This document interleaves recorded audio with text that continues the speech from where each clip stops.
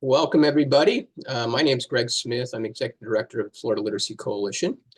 Appreciate your all taking time out of your afternoon to join us today for a session that I think will be quite enlightening. We are very fortunate to have with us Kristi Reyes, who is a tenured ESL faculty member at MiraCosta College in California. She's got extensive experience in providing professional learning opportunities for adult educators in California and throughout the country. Kristi actually joined us last year for a session that we did in partnership with Links on motivating adult learners to persist and succeed. And we're really happy to have her back and happy that you're all able to join us as well.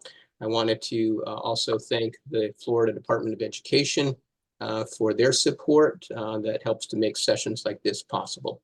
So with that, I'm going to turn it over to you, Kristi. Thanks. Thank you. Thank you very much for that introduction. Hello and welcome, everybody.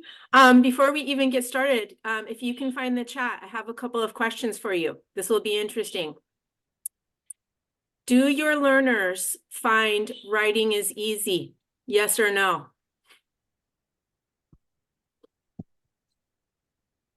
Do your learners find writing an easy task? Yes or no? All right. And do you find teaching of writing easy? Yes or no? So I hate to start with that negative, because there are many things we can do to change this negative to a positive, and that's what we're going to be covering today. So let's go ahead and get started. So these are the objectives for our short time together today, and thank you for that. Please continue to use the chat as a back channel to communicate with each other. I'm sure that you have great things to share. So by the end of our session today, hopefully you will be able to identify and apply some research backed methodologies that go through the writing process, and that you will also be able to recognize how the writing process and the research-based strategies apply to the adult education standards that specifically address writing.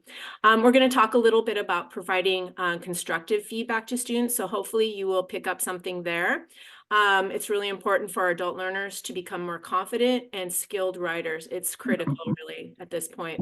And then I don't know if you've been following the explosion of news about generative AI, or especially ChatGPT as it rolled out. Now there are many different tools we can use, the large language models, and how we can kind of exploit those tools for our use, for getting ideas for how to teach writing better, and for materials development. So that could be a whole workshop unto itself, but we'll just talk about a couple of things that we can do. So we're going to have you introduce yourself. We'll talk about the adult education standards, what the research says. We'll go through the stages of the writing process and sprinkle in where we can use generative AI assistance. Giving students feedback on their writing is really crucial and important. And we'll also just touch on at the end the importance of teaching not only academic writing, but infusing our instruction with some everyday writing. And then if you have any questions at the end, hopefully there will be time for that. But I want to give you a question to walk away with as you reflect on this session. So please find the chat. Go ahead and enter your title or program that you teach with. If you're not in the classroom and your administrator, maybe let us know that. What classes you teach. Do you teach adult secondary? Are you in a high school diploma or GED program? And your learning interest, what brings you here today? I imagine it has something to do with, challenges of teaching writing. But for those of you who are very experienced teachers, you can probably walk away today validating what you already do well, and hopefully just pick up one new thing. So go ahead and find the chat and go ahead and do that. In the interest of time, I'm going to continue on. So hopefully you can, check in with the chat and see who all is here amongst us as well. And so I want to just touch on, obviously you're here because you know the importance of teaching writing, but what has been said about the importance of teaching writing to our adult learners?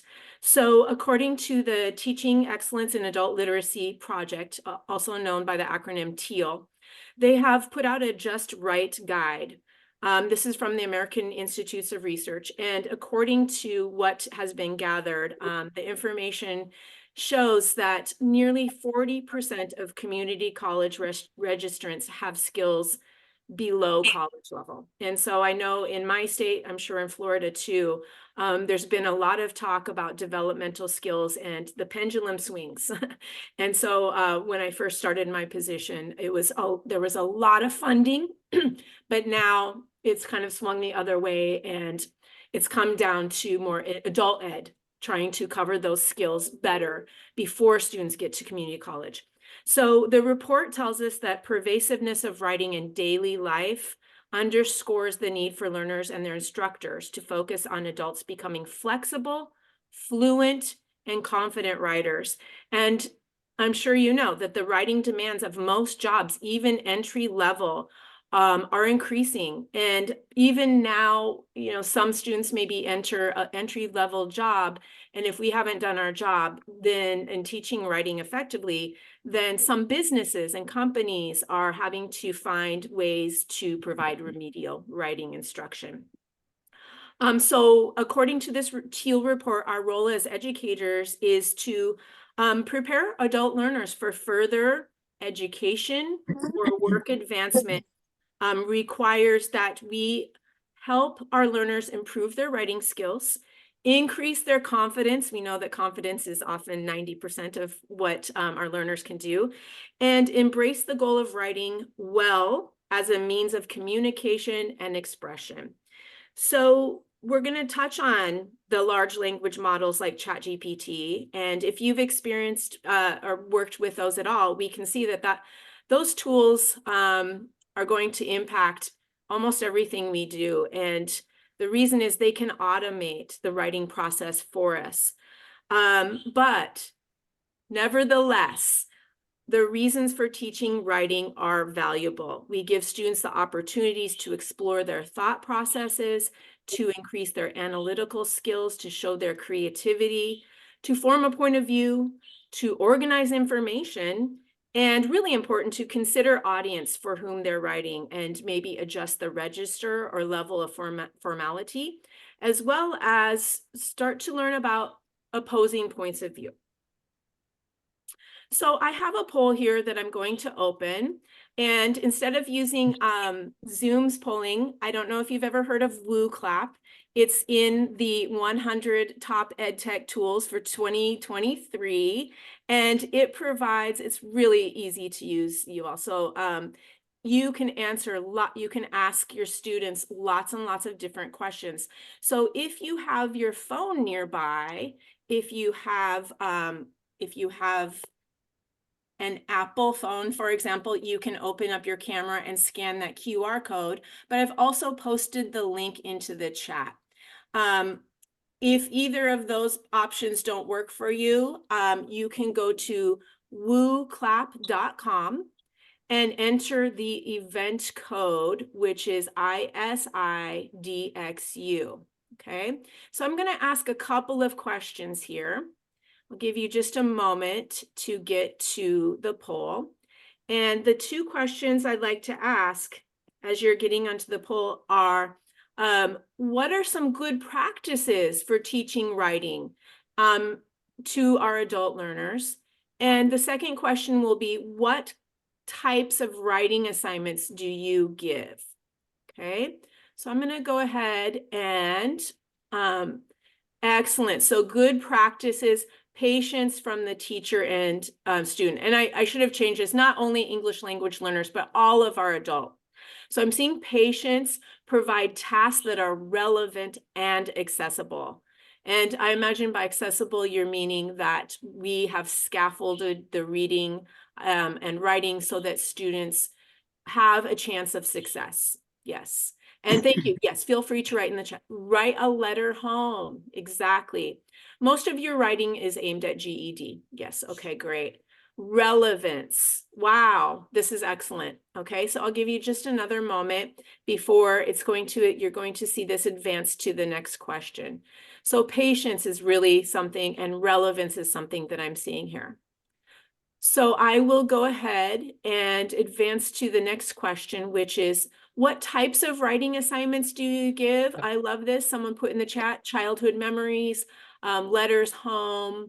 So that personal writing, journaling, that is an excellent way for students to exercise their metacognitive thinking about the topic, thinking about their processes, writing about books that they've read, authors that they've read about, resume and cover letter, very important. Journal also. Personal statements, excellent. Okay, so I'll give you just another moment there. I see the word read, so having that reading writing connection is very important as well. Yes. Okay, excellent. Thank you, everyone. And so I'm going to go ahead and I see one more thing that just came up. Okay, personal statements. All right, excellent. So I'm going to go ahead and go back to the slides. I was just curious and I wanted you to be interacting from the beginning. So thank you for that.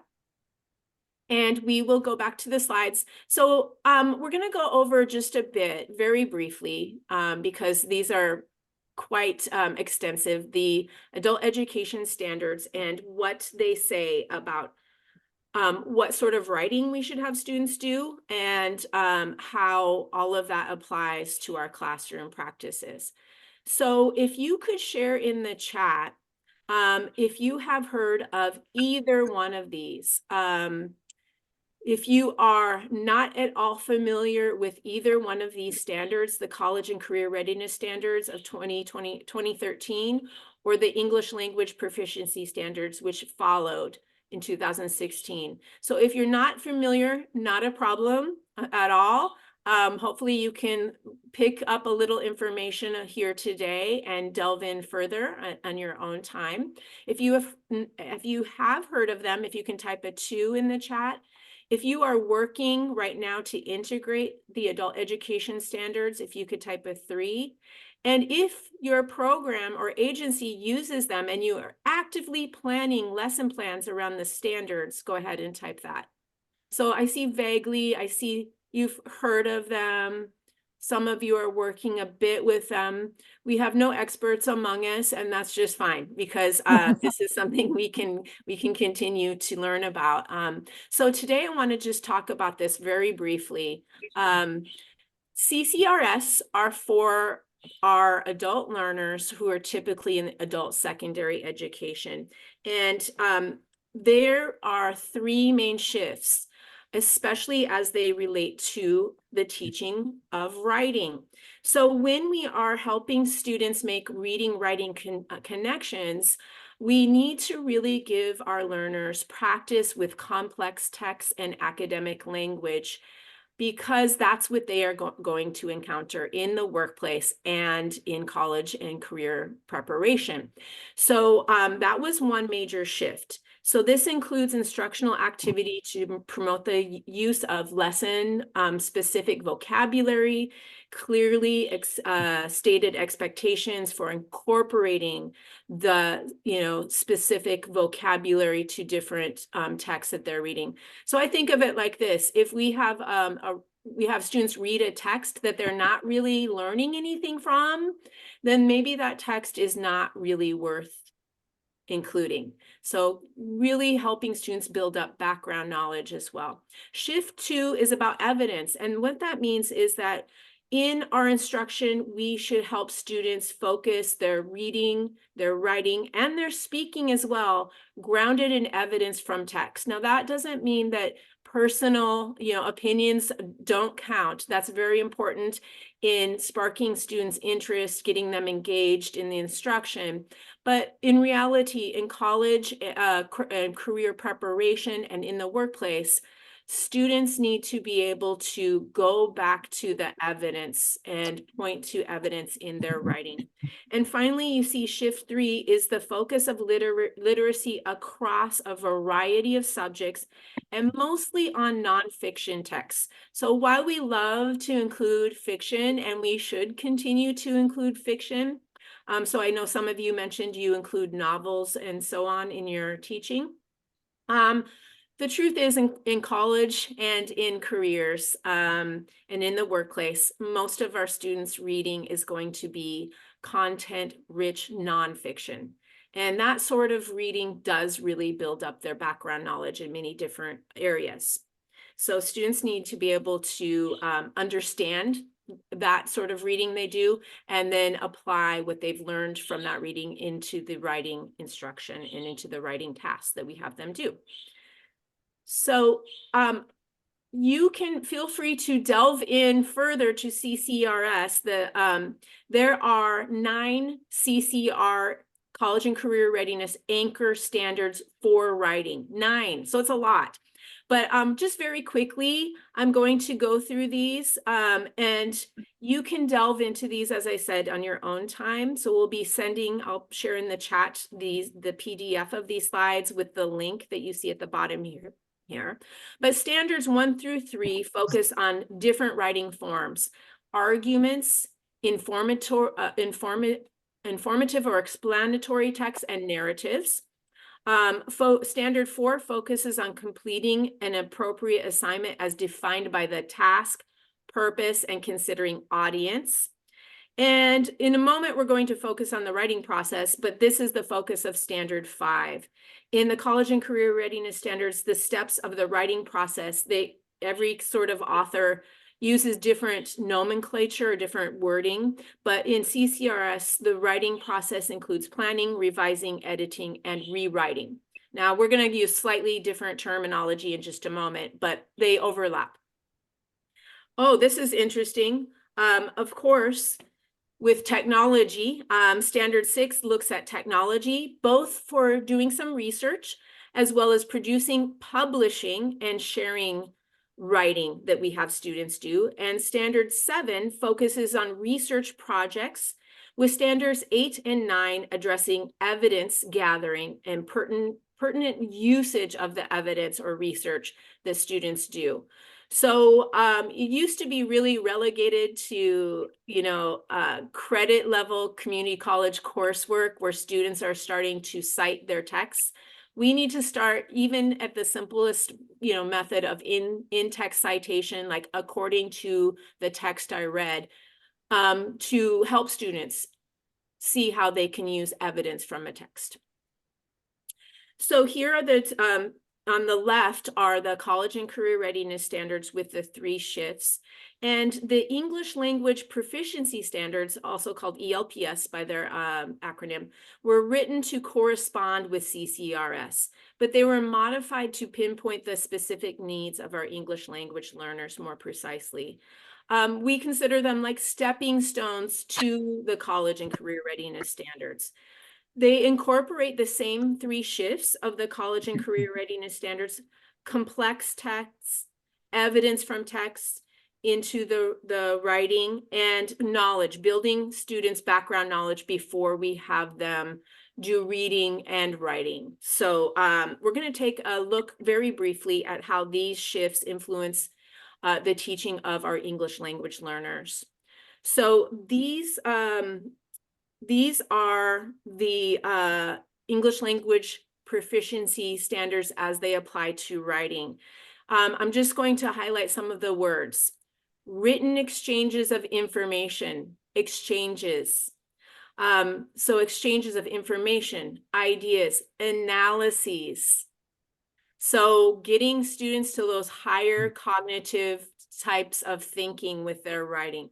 Engagement with various social and academic contexts. So I love that someone said, write a letter home. It's a very social way of communicating and everyday type of writing that we can have students do. Inclusion of complex literary and informational texts and topics. Production of written claims and support with reasoning and evidence. So having students write an opinion piece, but giving the reasoning behind that. Researching, evaluating, communicating, solving problems. Analysis and critiquing arguments. Adapting language choices. So this is a great exercise where we have students maybe write that letter home, but now write a letter to your boss, right? So they can think about levels of formality and the word choices. Producing clear and coherent text, and having a command of language conventions, what we typically call mechanics, the grammar, the spelling, the punctuation, and so on, of course. So they're different from CCRS, where there are language standards and there are math standards all separated out. Because we typically teach our English language learners with integrated skills, listening, speaking, reading, and writing, what you will see in the English language proficiency standards is a lot of overlap of the skills, like reading and writing might be addressed together in one standard, or that speaking and writing might be addressed together in one standard.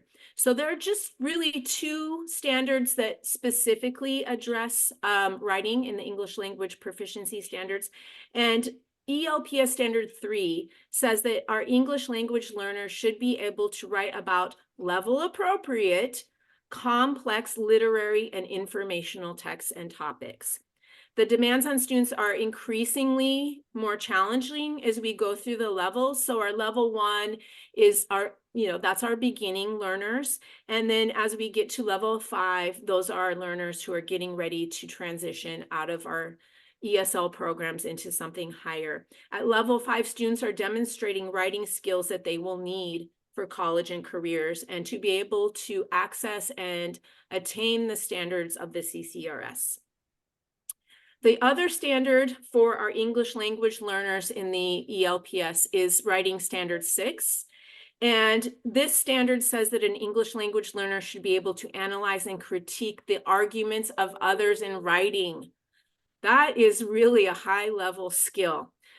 So in this standard, students are building skills that require critical thinking and complex thought processes. As you can see, we have quite a lot of work to do to be able to raise our students' skill levels to meet these standards, but it is possible. So we're going to shift now to what a review, or just a very condensed version of what the research says about teaching writing to adults. There's a lot of research out there, but I've condensed it into just a few key points that we can take away. Do you use the writing process? Can you type yes or no into the chat? So I imagine you do. And as we're going to see, this is probably the most important thing we can do to build confidence in our students, to help them become more independent writers. So when thinking about evidence-based writing instruction, some of the most important terms include writing process, writing, pre-writing, writing or drafting, revising, which is different from editing, and then post-writing, which is something we often leave out. So we'll talk about what that means as well. So in the pre-writing stage, students are preparing for their writing by generating ideas and making plans for their writing. During the writing or drafting stage, that's when they're putting pen to pencil, or if you skip that and students, I mean, I don't write much these days with the actual pen on paper, but that might be in the pre-writing stage. In the drafting stage, maybe your students go straight to a computer and start typing. That's fine too. In the revising stage, students are revising what we call the global concerns, our higher order concerns, based on feedback. And in the editing stage, the editing is looking at what we term the lower order concerns. For our students, they don't consider that lower by any means, but looking at the mechanics of their writing. And in the post-writing stage, this is where we have students publish their writing.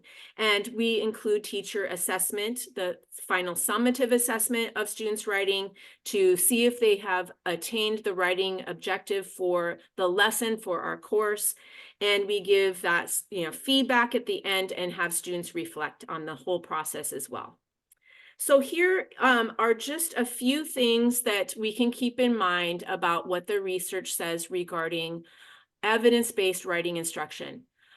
As I mentioned, have the writing connected to speaking. A lot of our students, especially our English language learners, may come from cultural backgrounds where oral storytelling is really important. And some students who are English first language students, they can benefit by having a chance to talk about the writing that they're going to do before they put pen or pencil to paper. So connecting speaking, reading with background knowledge building and building up students' vocabulary will help them be better able to attain and succeed at a writing task. Writing tasks, you mentioned it in the beginning. Thank you for pointing that out. Writing tasks should be really relevant to students' lives and their needs. That will lend to authenticity and being able to transfer the writing that they do in our courses to their lives outside of their coursework. So giving writing a purpose and having an authentic audience that's beyond just the teacher reader. Providing direct instruction with study of models or mentor texts and guided practice. So I'll just mention this to you. In my class, I usually include about 3 writing assignments. And in the first 2, I kind of take that gradual release of control. So we do a lot of together writing in the beginning. I provide a model that is either something I have written or something with a student's permission from a former student, a model. And in my past class that I just recently finished, as I took a step back with each writing assignment, less practice, less me guiding them as much. When we got to the 3rd writing assignment, that there was a lot of brainstorming and everything in the beginning. One student said, "Can I see the model?" So students, don't have them become dependent on that, but it's very helpful to set up the expectations if students can see an example. So we can have that be a reading that provides an example or a model that provides an example. Giving specific and very clear expectations through that model, but through the prompt, through the description of what we want students to do, and a rubric. Do you use rubrics? Can you type yes or no in the chat? Rubrics are helpful for us because as for teachers, it keeps us honest and objective. Perhaps you've had an experience like me that I have a student who comes in below level in their writing skills, and I see their progression over time, and I want to just praise them and let them know, wow, you've improved so much. But really now, at this point, at the end of the course, they're only at level, not above level. So this will help us be more objective if we use a rubric, and we also share it with students with the assignment prompt right in the beginning, but written in student-friendly language, okay? Because sometimes that's not accessible if it's written in teacher wording. Giving teacher feedback, giving students feedback, not just on the drafting, not just on the final drafts, but throughout the writing process. That will save us time, actually. If you have ever had the experience where students submit a draft and they are way off topic, that takes a lot of time to go back, and that can be discouraging to students. So even in the beginning stages, making sure that they're choosing the topic, writing a topic sentence or thesis statement, little chunks along the way, that also guards against plagiarism or using tools like ChatGPT to have students, there's this whole fear that students are going to be cheating and having ChatGPT do their writing. Well, if we take little chunks at a time and constant checking in with students, then the chances of plagiarism will be reduced. So giving feedbacks on drafts with priority to global and higher order concerns first, we're going to talk about that. Giving a lot of time, and it does take a lot of time, devoted to all those pre-writing activities and planning for writing. And then what the research shows is that we need to really include opportunities for students to read, to discuss, maybe to watch a video, and to summarize. Summarization and paraphrasing, putting into their own words, is very important for college and careers and workplaces. I love to include student collaboration throughout, because as students are going through the pre-writing stages and brainstorming together and formulating their perspectives and their ideas, we know that one brain is great, but the more that they can feed off each other's ideas, the better chances that they will build their knowledge, and also you'll end up with a better product in their first draft. So I have this image here, and I'm not sure about your feeling on this, but in reality, we really do need to focus more on the composing processes of our student writers and a little bit less on the products. While the products are wonderful and great, and when we've gotten a really amazing product from our students, we can celebrate that, and we'll talk about the post-writing stage. But the process approach to writing provides a way to think about writing in terms of what the writer does, all of those stages: planning, drafting, revising, editing. That influences the final product, the patterns of organization, spelling, and grammar. But it may be more important for us to focus on the writing process, because there's no possible way for me to know all the different types of writing that my students may need outside of my class. But if students can walk away from our classes having this confidence and understanding and being able to go through the stages of the writing process, they will leave our classes and programs with skills to more independently approach writing tasks that they encounter in their everyday lives and in their everyday roles as employees, parents, members of their communities. They'll be able better to tackle writing assignments and tasks in college and careers, if their goals take them that way. But through the application and guiding students through all these stages of the writing process, then they will learn to understand that writing should not be an isolated thing, that they should continue to get feedback. But we can talk about, and we will approach how we can give students feedback so that later, without a teacher hand-holding, they can approach the writing process in a way that will help them express themselves better. So let's delve into the stages of the writing process. So pre-writing, can you please share in the chat, how do you get your students to write? What are some techniques and strategies you use to begin the writing process with your students? So I'll pause there for a moment and see what you have to say.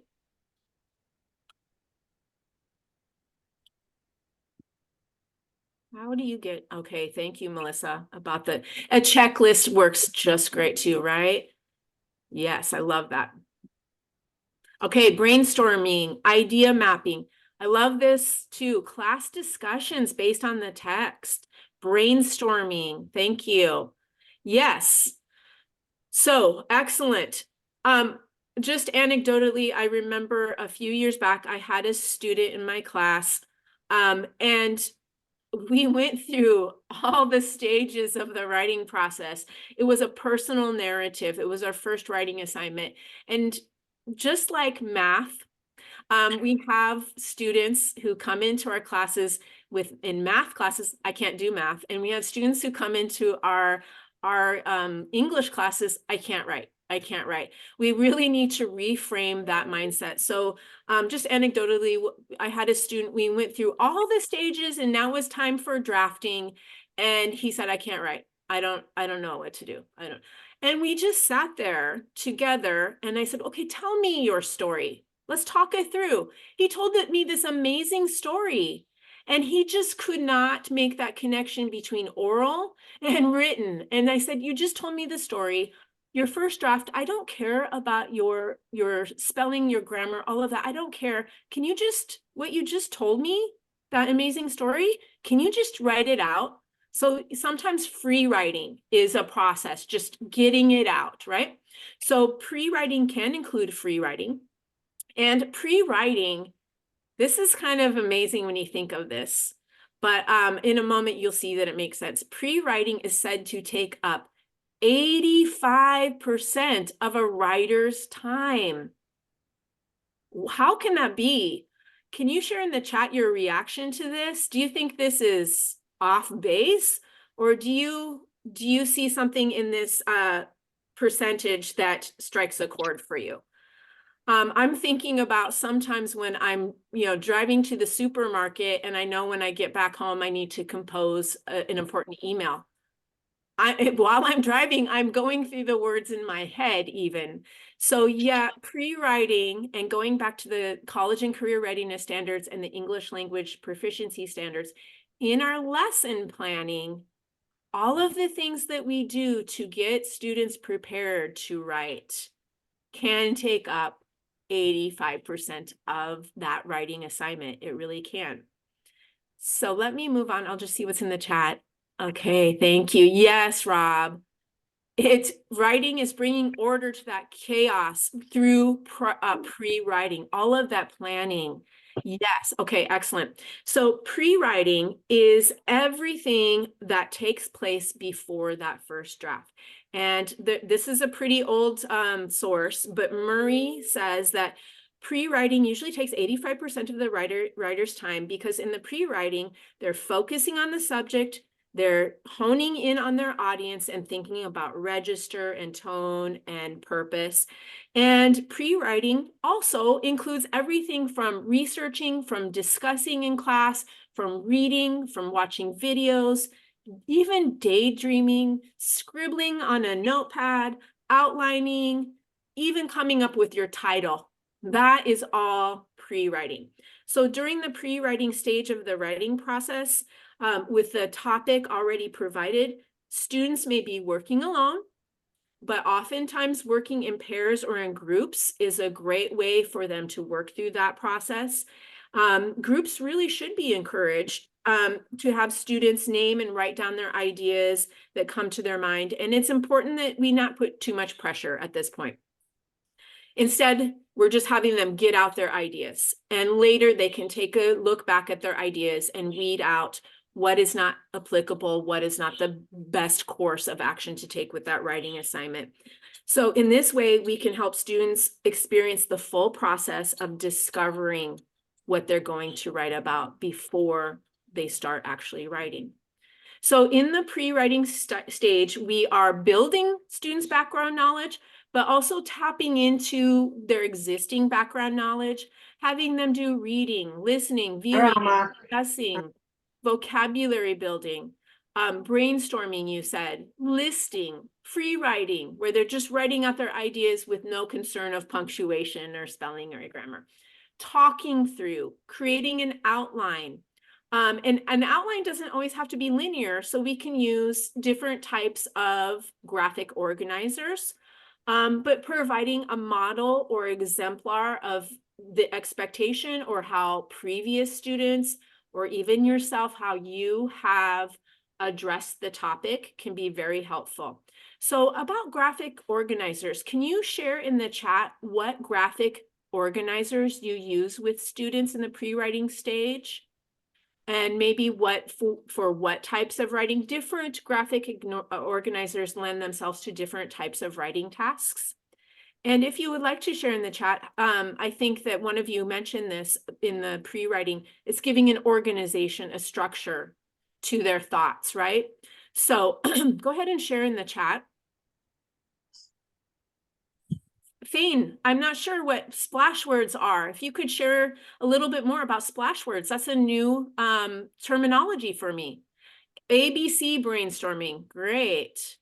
Rob says rough is in the name. Exactly. So in drafting, we say a rough draft so that students can come to the understanding that what they have written is not etched in stone. And I like to always point out to students, I ask them, do you think professional writers write something out the first time and are happy and feel like that first time through is perfect? And of course, they always say no. And so I bring it back to them. Do you know that a professional writer probably has many editors? We open up a book, one of our textbooks, and look at all these different reviewers that were involved in writing a textbook. So it's never a solitary, lonely thing that we should seek out feedback on our drafts and throughout the stages, right? A thought map, exactly. A mind map. So when you search online, you can find all kinds of free graphic organizers. There's like the KWL chart. So that could be before a text. Students think about what they know, what they want to know, and what they learned. And maybe that would be what they learned is the basis of a summary that they write. A T chart where they're listing pros and cons, opposition, etc. All kinds of mind maps exist, and they are a great thing to help students start to organize their thinking into an order before they start to draft. So many different types. There's the famous hamburger. We used to have posters in my school in every classroom of the hamburger, helping students understand the rhetorical pattern of English for our English language learners, that we don't go around in circles. Like, not that is a negative way to write. It's a culturally different way to write, that we are very direct. We tell the writer what we're going to write, we give the details, and then we finish with a conclusion. So while I love the hamburger, I might make a graphic organizer in the future of a taco, since I'm from Southern California. But you can see that there are so many different types, but something like a Venn diagram would be for comparison contrast. So choosing the right graphic organizer really is important for the writing task, but helping students know how to use them, because just handing out a graphic organizer and having students to fill it out will not be very effective. So that's the pre-writing. We're going to go into a little bit more about that just briefly, but there are many things we can do. And I want to ask you this question because, over the years, I've been teaching for 26 years. I have all my writing prompts, but sometimes I want to come up with something new, or I even want to see how I can improve the stages of the writing process. So how many of you, can you type yes or no in the chat? Have you used ChatGPT, Google Gemini? Perplexity is a popular one because you don't even need to sign up. You can use it. And now ChatGPT as well. You don't need to sign up. Claude, Pi, Microsoft Copilot. There are a plethora of these large language models coming out right now. So they generate text. Have any of you used any of those for teaching writing? And if so, for what purposes? Not yet. Okay. So if you have, what has been your experience? You can share that in the chat. I'm going to go on. Let me see. None of you have yet. Okay. So I encourage you, if you have some ideas, delve in. You can't break the machine, okay? And this has really come to the forefront because when ChatGPT was released November 2022, all of the big newspapers, all of the news outlets, like, oh no, what's going to happen to the writing instruction now that students can cheat? So I've built in a whole lesson about this with my students. Very interesting. Just last night in my class, I had my students come up with their own norms of use. And all of them, I don't know if it was because they were writing with me, kind of seeing them, but they all said, no, students should not use these for their writing. They can use it as a consultant, as a co-writer, as an assistant, but just copying in a prompt into a large language model and having students write their own, have the technology do the writing for them. All of my students said, no, I don't want to do that, teacher. It's not going to help me learn. They realize the importance of learning to write. But for us teachers, what can we do? So if I decide I want to teach a new assignment, a new writing assignment, and I'm just not sure how I can suggest different topics. I'm not sure where I can go with this. So coming up in a class, I'm going to be teaching a reading writing specific class. I want students, we're going to do some reading about processes And so I want students to then take that reading that we do and apply it to their own lives by writing a process analysis paragraph. So coming up with, possible ideas to suggest. I don't know everything that my students know how to do. So I just put a simple prompt into ChatGPT and I said, I'm an adult learning English. I need to write a process analysis paragraph. Give me a list of 10 ideas. And so maybe some of my students, when I'm introducing this, I can suggest to them, hey, some of you you love to cook. Maybe you can explain in writing a process for following a recipe. Some of you love cars. Maybe you can explain in a process analysis paragraph. So this will help me just to come up with ideas. Eventually, I'm going to be showing students how they can use ChatGPT or other sources to come up with ideas when they are given an assignment just to brainstorm in the pre-writing. For me, remember, it's important, according to the research, to give our students a clear prompt, what we are expecting them to do in the writing assignment.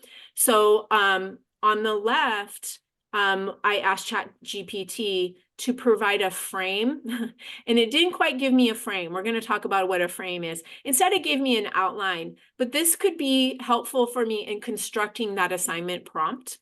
And then on the right, I asked ChatGPT to switch to a different type of assignment. So I have students write a descriptive paragraph, okay, about a place that has significance in their lives. So this kind of gave me a way to improve my assignment because before I just told students, describe it. And now this provides me with ways to explain how to make the description more vivid with different sensory details.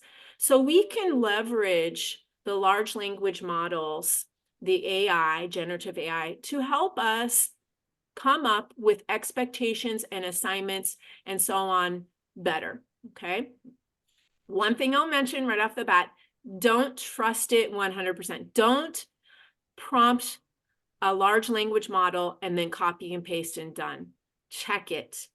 You've maybe heard of the word hallucination. When working with generative AI, sometimes it gives false information. Sometimes it gives not quite the way that you would term it, terminology or output, as they call it. So don't just copy paste, but go back and use it as, just as we may have students do in the future, your co-teacher, your person, your consultant, your helper. Use it as your helper. So a lot of times when we have a new writing assignment that we've never done with our students, and we don't have a model or mentor text that they can look at to see what's expected in the end, I've often spent my weekend coming up with something, which is really nice. It's really good for students to see what the teacher has written. They get to learn about the teacher, connect with the teacher. However, our writing is not always at the level of our students. We are experienced writers. So what we can do is use large language models like ChatGPT and others to give us a mentor text. There are many other tools as well. One is DIFIT, okay? But okay, I have a question here. So this is an interesting question from the Zoom user. Do the students use Google Translate at all in ESL?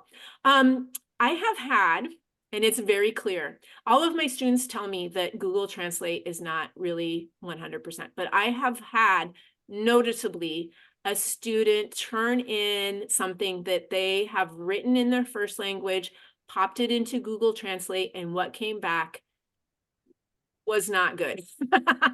What came out in English was not good. There were really informal uses of language. Some parts did not make sense.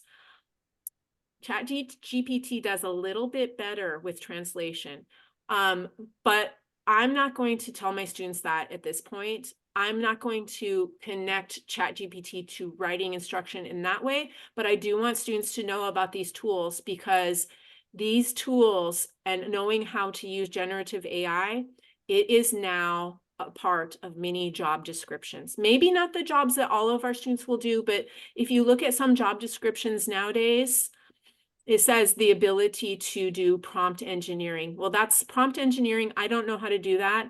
What I do is usually type in what I want. If I don't get what I want, I just say, please put that in simpler language. No, that's not what I meant. So it's like a chat bot that you can continue on the same thread or string to get what you need, right? So what I got here was a model or mentor text, because when I think about what I would provide for students for a mentor text for a process would not be anything interesting for them, right? So here's something that they can at least see how to construct that sort of writing with transitions, how to introduce the topic with a topic sentence, how to conclude. Rubrics, as we talked about, or a checklist. Checklist is great. Rubrics take forever to create from scratch, but they're good to modify slightly for different writing assignments, because a description requires something different than a narrative, and a narrative requires something different than an opinion piece, right? So we can use these tools to help us very quickly come up with a rubric. So the first time I put this one in, I asked it to create a rubric and to explain what is meant. But I still wasn't satisfied because it just gave 3 points, 4 points. So you can go back and reprompt and say, give a range of points with descriptions. So this can save us a lot of time, teachers. Yes, okay. Yeah, thank you, Marta. Marta says that she would love to learn more about prompt engineering for ChatGPT to assist English language learners. Currently, it's being used for correcting grammar. So one thing to mention, and we were discussing this with in my class with the students, instead of asking it to just correct grammar, make sure that your students know if they put their writing into a large language model to take out any personal identification information, just like when they're posting on social networking. But they can, instead of just pasting into ChatGPT, correct my grammar and explain.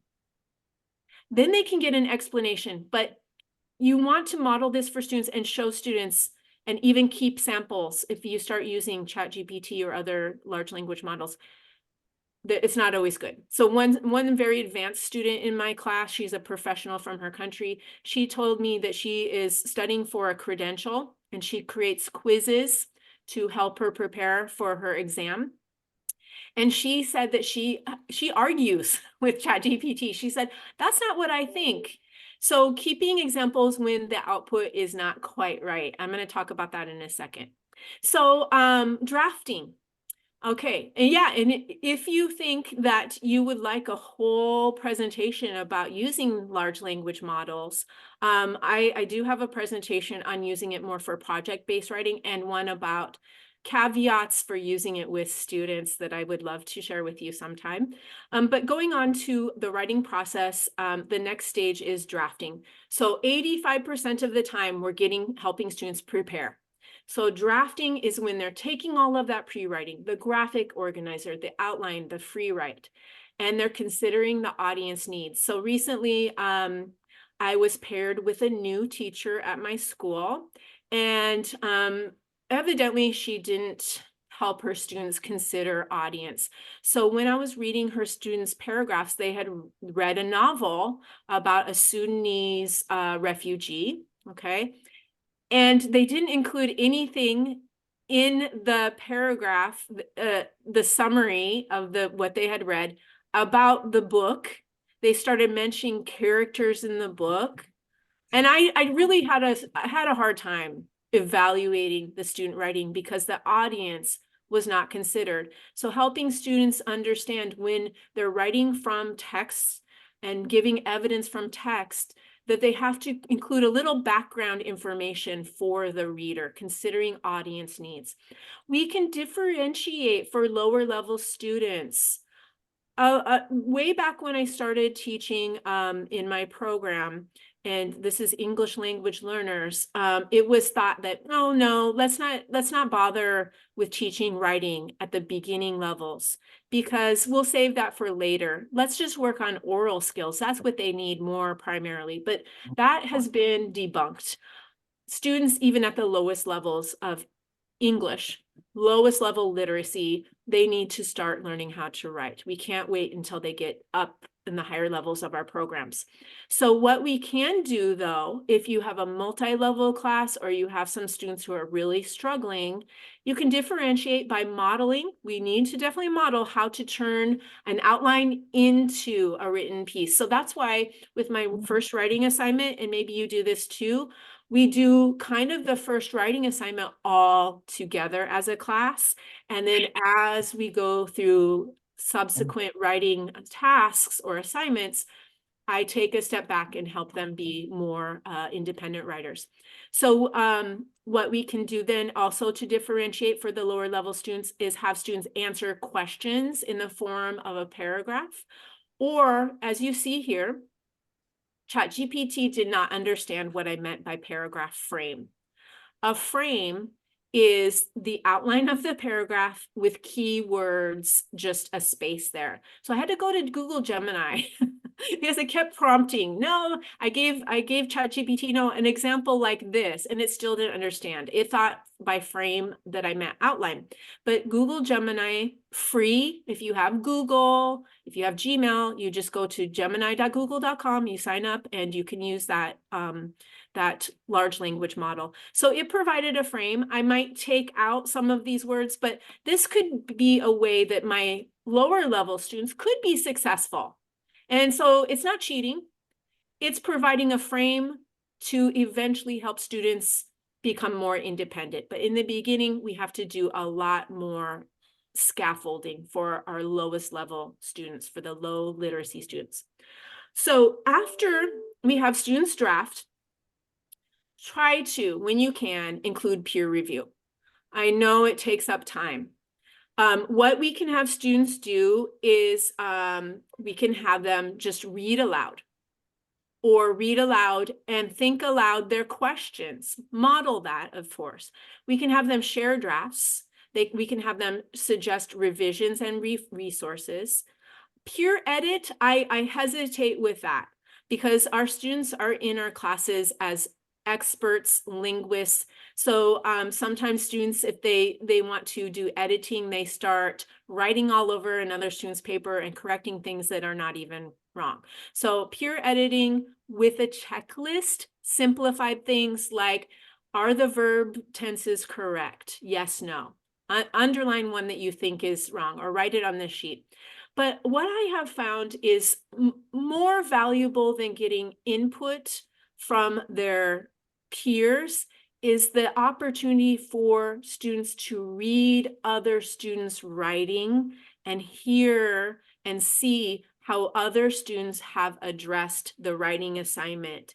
It kind of widens their perspective, and it really helps the lower level students, if you have them, see what a more skilled writer does in addressing an assignment or a writing task. During this peer review, it takes modeling. We can't just put students into groups and have them do it. So modeling with a few examples is good. And what we should be doing at that process as the teachers or tutors is, of course, we should be circulating, walking around. We can assess and intervene where necessary if something is really not clearly understood. We can participate in the discussions that students are having and push students in their thinking. We can model as we are circulating how the feedback can be given. We can supplement or modify the partner feedback so that students are really getting that feedback at the point they need. And we can also recommend resources beyond the classroom. So peer review, just for students to share their processes and to get other ideas from other students, because drafting is not the final, it's the rough draft. But what we can do is have students in peer review use some sort of checklist because they're not experts. We can provide sentence frames on this checklist. It could be something I liked, I have a question about, I understand, I want to know more about, the best part is. So on the right here, a checklist for lower level students could be possible. I want to talk very briefly about fluency versus accuracy. What does fluency mean to you? If you can share in the chat. And in terms of writing, what is accuracy? Is either one more important? If so, why? And what is more important for your students? So if you have thoughts on that, please feel free to share in the chat. Really, fluency, like speaking, fluency in writing is being able to express oneself effectively, using the right words, using appropriate vocabulary. And accuracy comes to what we call the lower order concerns, that everything is right. I don't know if this has ever happened to you. I have received written assignments from students where all of the grammar, everything is perfect. Oh my gosh, there's not one mistake. Every comma is in the right place, everything. But as a whole, the content is not really addressing the topic, or it's just not making sense. You're right, Mona. Fluency is important. It's more important, although for some of our students, they may come from backgrounds where they think that accuracy, having everything correct, is what good writing is. So we need to stress the importance of writing is a form of communication. It's not about being correct in your grammar. And with our students writing, they're going through stages. So allowing some errors to come through is fine. Thank you, Melissa. Exactly. Fluency implies ease and naturalness. Exactly. So when we're having students revise and now teachers are giving feedback, it's important that we give feedback first that will help students become more fluent writers. So we can help students focus on what are called the higher order concerns. I love, if I can, it's hard to build it in, but to have that individual one-to-one with students where I have their paper, they read it out loud, maybe, and we pause and I say, hey, what do you mean here? For some of our students, that oral, that speaking through, going through one-to-one like that is so valuable. For other students, they may be already at a higher stage and they don't need that.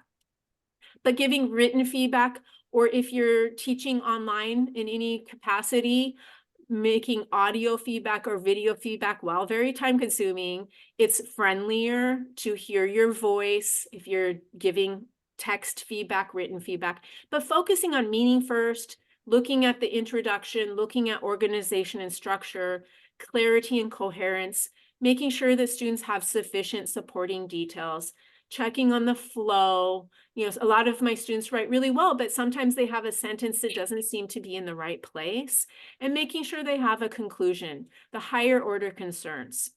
So once we give feedback on those sort of higher order concerns, then we can have students submit another draft.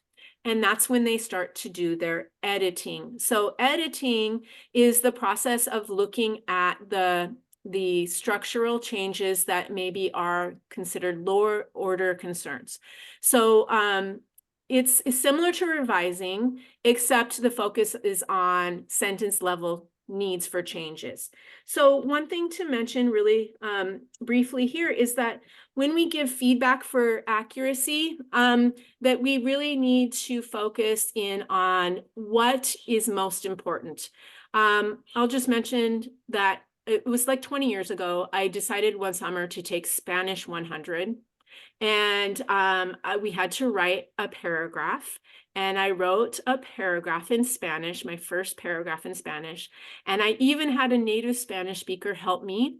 And I was so proud that I had done that. And I felt really empowered. And I turned in that paper. And yeah, I think that I didn't get any feedback on the higher order concerns because I am a skilled writer and I could transfer that into another language.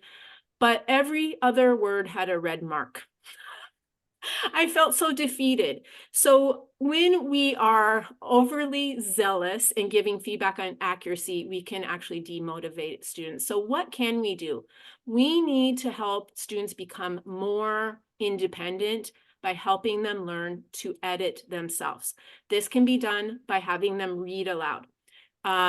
English first language speakers often can hear their mistakes, but for other students, we can have a certain marking schema.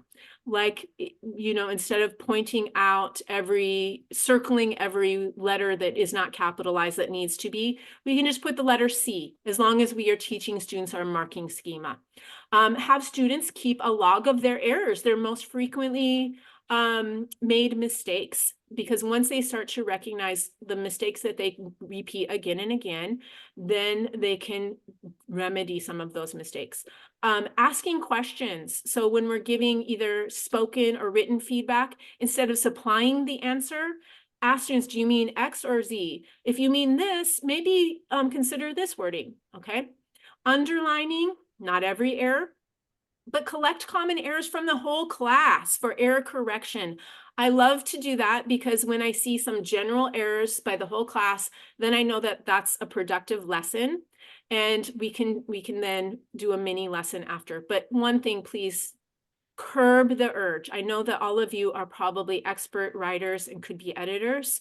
I love to edit, but once I see that I am marking every single error, I just know that that's going to defeat the students, and it's going to cause a lot of lowering of their confidence. So curb that urge to edit and point out every single error. Look for the most egregious errors or the errors that are most common for that student and help them learn to self-correct.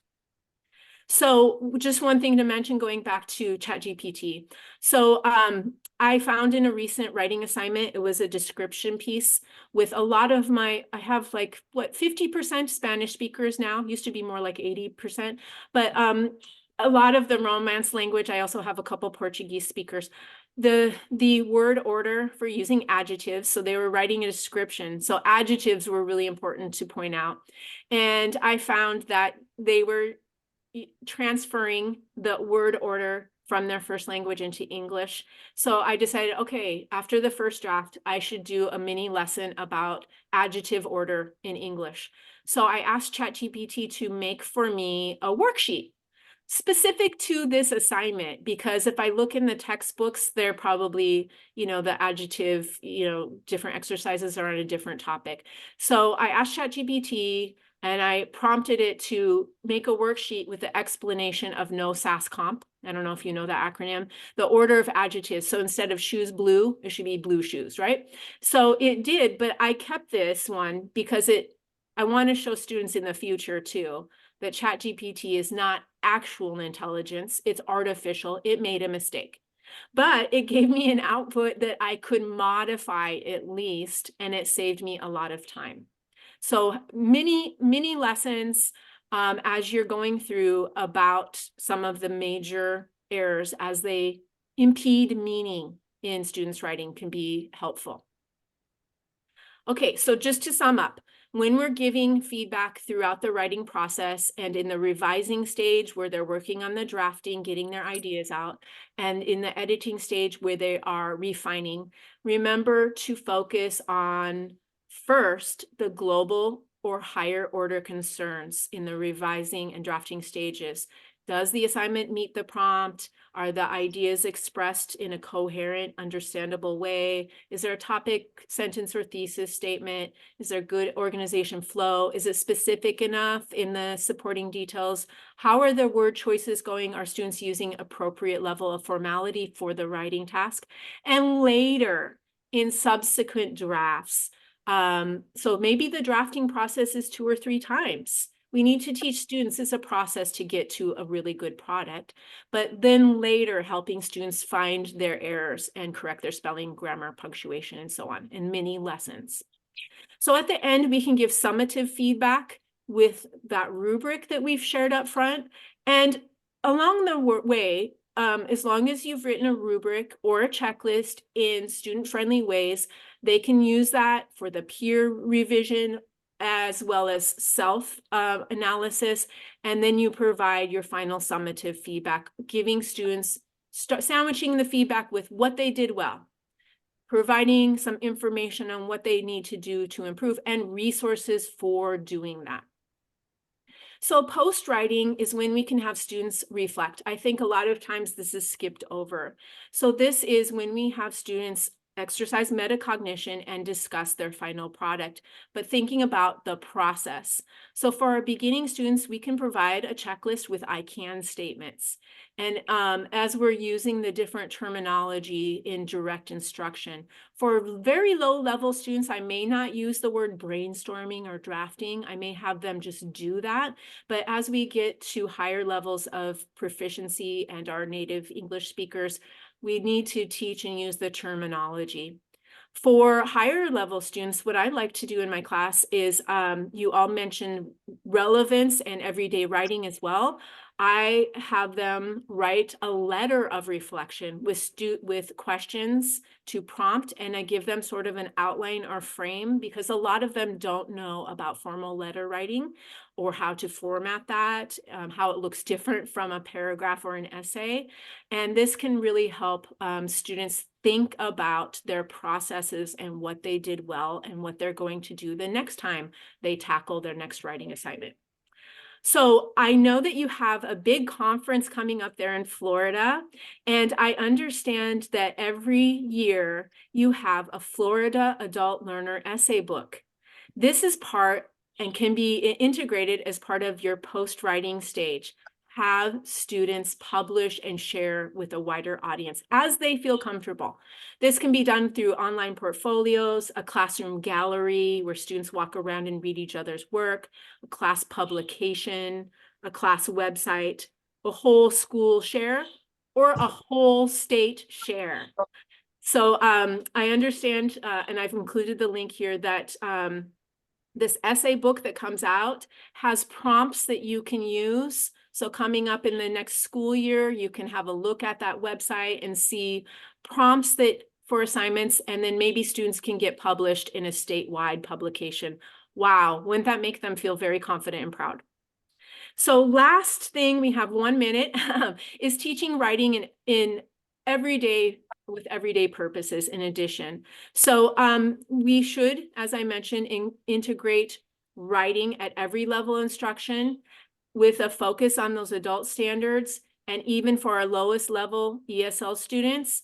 But I know in my class, not all of my students are going on to college and careers. I have some retired students. So while, my task is to teach mostly writing for academic settings, now and then I must include writing for work and writing for everyday life. I don't know about you, if you've ever received this, I've received email messages from students where the whole body of the email is in the subject line. They need to be able to know how to email. So one thing I did recently is I went to ChatGPT, and I know that a lot of my students are parents, and in our school district, the typical way to contact teachers is by email. So I realized I need to teach this. And so I asked ChatGPT to help me formulate how that would look like for my students to teach everyday writing, such as emailing their kid's teacher. And then I went on to ask ChatGPT, what other sorts of real life relevance can I include in my teaching of writing besides paragraphs and essays? And ChatGPT gave me all these different ideas, how I can help students learn how to request time off from work in writing through an email, rescheduling an appointment, thanking someone for assistance, reporting an issue or complaint, inviting someone to an event. Relevant, everyday writing. We don't always think to include that, but our students don't necessarily know how to do that as well. So important to include. So finally, I'll just finish up that this is a link. If you are new to using generative AI, one of you mentioned you would like to learn more about how to create good prompts. AI for Education has a prompt library with downloadable resources, lessons that we can use with students, recorded webinars. And you go there and you can say, okay, I need a writing assignment, and you can choose the lesson or unit objective, and you can get prompts. So my time is up, but I want to see if there are any questions or comments in the chat. Okay, and the information about your Florida Literacy Conference is in the chat. It's in Lake Mary coming up next month. Here, actually, yep. And there is an evaluation. So as we walk away, please reflect on this question. And thank you so much for joining me today. Thank you, Kristi. Wonderful session. Really appreciate it. Yeah, our conference is in 2 weeks. It's not too late to register, but you need to do so soon. And if you want a hotel, our hotel deadline is tomorrow. So we do hope to see you in Lake Mary. We will be unveiling our newest adult learner essay book for the year. It's entitled Pathways, and we're looking forward to unveiling that at the conference and our annual meeting at the conference, and we'll be distributing copies of that. Electronic copies will be on our website, along with all the other ones that we have a link to here. So Kristi, are you going to post this PowerPoint? Yes, I just put it in the chat as you were speaking. So Okay, if you fantastic. want to revisit the should have slides, they're right there in the chat. Thank you, everybody. that. Have a great rest of your school year. Thank you. Appreciate it. Bye now.